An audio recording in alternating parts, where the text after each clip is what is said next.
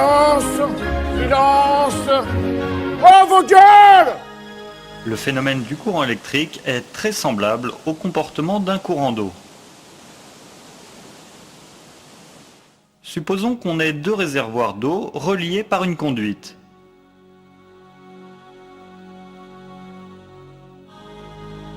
Si les deux réservoirs ont des niveaux d'eau différents et qu'on ouvre le robinet d'arrêt de la conduite, il va se produire un courant d'eau qui tente à niveler les deux réservoirs. Quand les deux atteignent le même niveau, le courant s'arrête.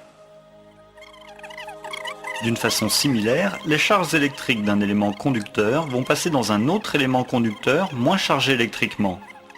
En électricité, on appelle cela différence de potentiel ou de tension. Revenons à l'eau. Pour obtenir que dans un circuit fermé, l'eau circule constamment, il faut installer une pompe qui la déplace. De la même manière, pour obtenir que dans un circuit électrique, il y ait un flux constant de charge électrique, il faut connecter une pile ou un générateur électrique qui maintienne constante la différence de potentiel pour que le mouvement ne soit pas interrompu. L'électricité qu'on reçoit chez nous se produit de cette manière dans les centrales électriques qui se trouvent parfois à de nombreux kilomètres de distance.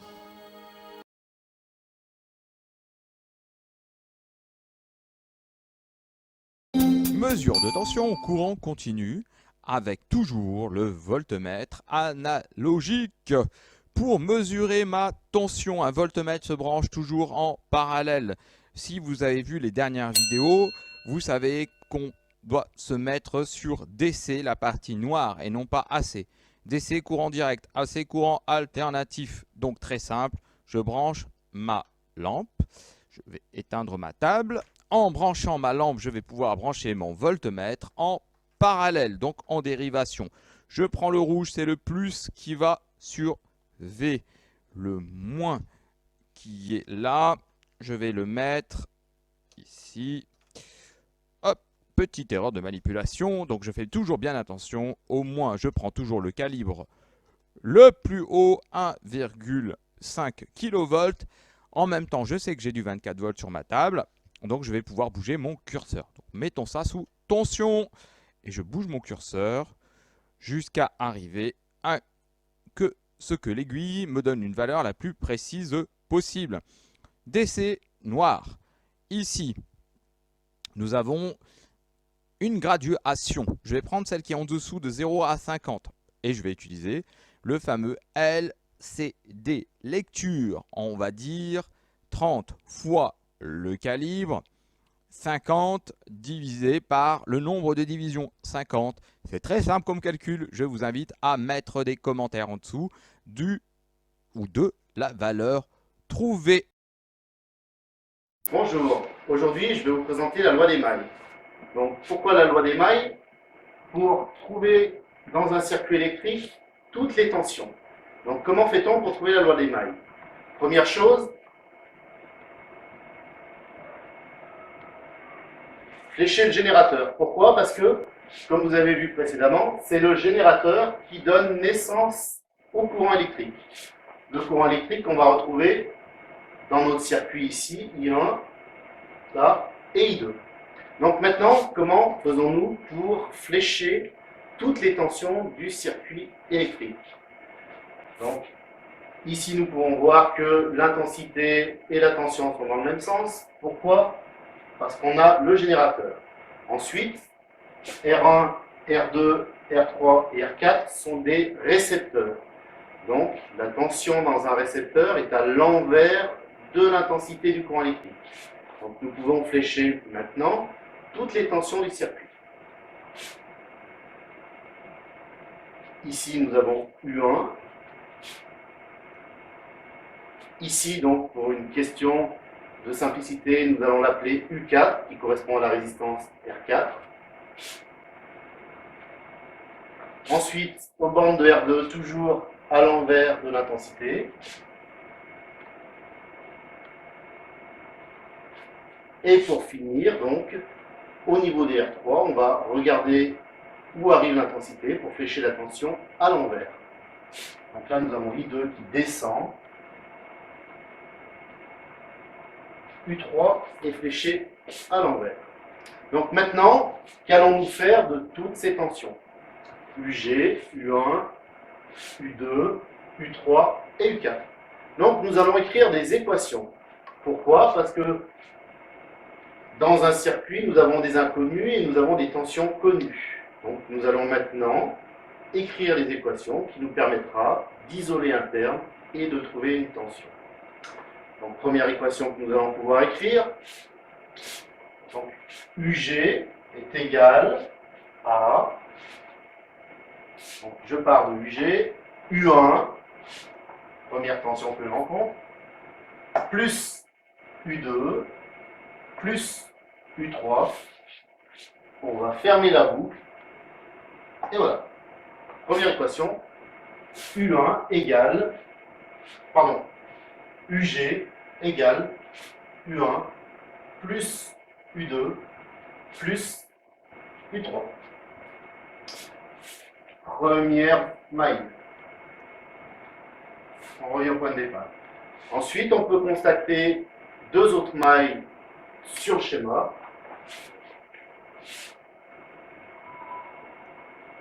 Deuxième maille. Donc nous allons pouvoir écrire sur cette deuxième maille UG.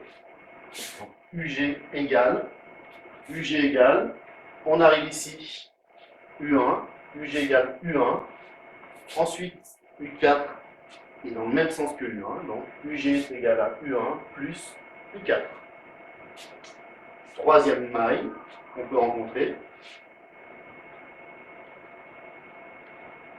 Celle-ci, la maille en rouge. Donc nous allons pouvoir écrire maintenant. Donc on va prendre une tension pour mettre du côté d'égalité. Donc on va prendre, comme pour le générateur, une tension qui monte.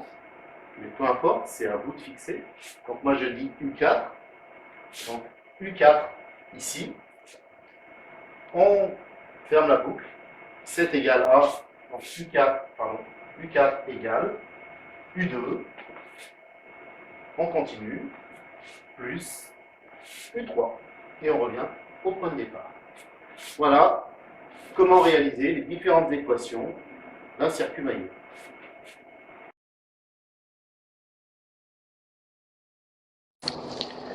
Après avoir regardé cette capsule vidéo, vous serez capable de réaliser la loi des mailles en courant continu.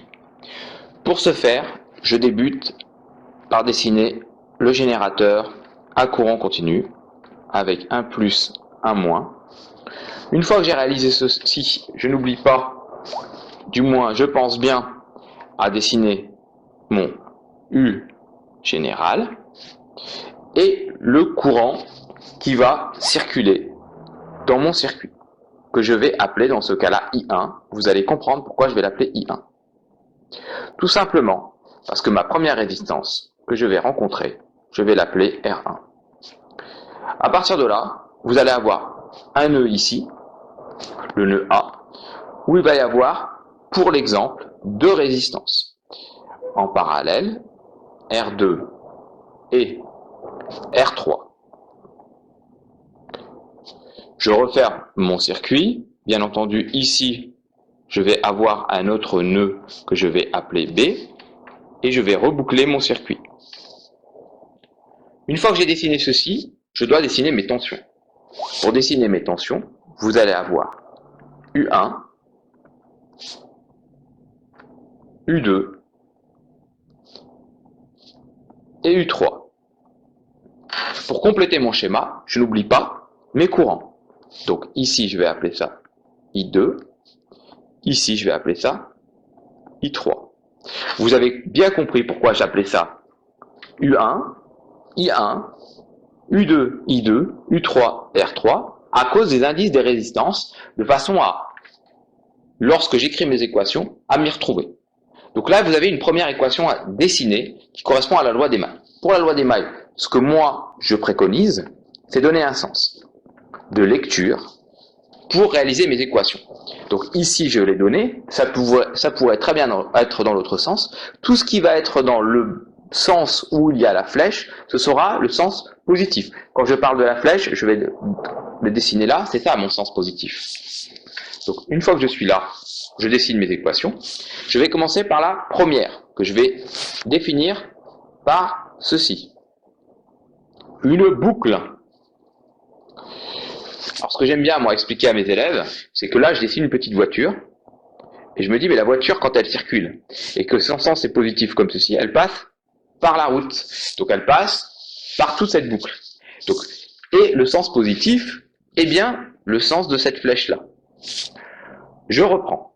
Nous allons avoir U général, générateur, peu importe comment on l'appelle, est égal à quoi? Alors, il n'y a pas de égal encore, puisque je rencontre un U1. Par contre, il est dans l'autre sens. Donc, dans l'autre sens. Donc, vous allez avoir moins U1. Je continue ma boucle, ici. Donc, je suis ici. Donc, là, je continue ma route. Vous allez avoir moins U3. Effectivement, ici, on voit bien que c'est dans le sens inverse. Je continue, je continue, je continue, je continue. Donc j'arrive ici, je reviens sur la fesse de ma flèche, donc je suis arrivé au bout, donc je mets égal à 0. Maintenant ça suffit pas, puisqu'il y a d'autres chemins possibles. Alors je vais vous en faire un, je vais le dessiner là, celui-là. Donc pareil, U général, générateur, UG moins U1. Je suis là. Tiens, je rencontre U2, donc par contre c'est dans l'autre sens, moins U2 est égal à 0. Ensuite, je n'ai pas fini, il m'en manque un. Alors celui qui me manque, je vais le faire en noir, il est là, c'est ce chemin-là. Donc ça va me donner U2, puisque le sens positif c'est celui-là, U2 il est bien là, donc à l'opposé de mon sens de rotation. Donc vous allez avoir U2 moins U3 est égal à 0. Ce qui me ramène à pouvoir écrire UG est égal à U1 plus U3, où UG est égal à U1 plus U2, où U2 est égal à U3. Voilà, j'ai fini avec cette capsule vidéo. À très bientôt pour de prochaines vidéos. Hey, come on, come on.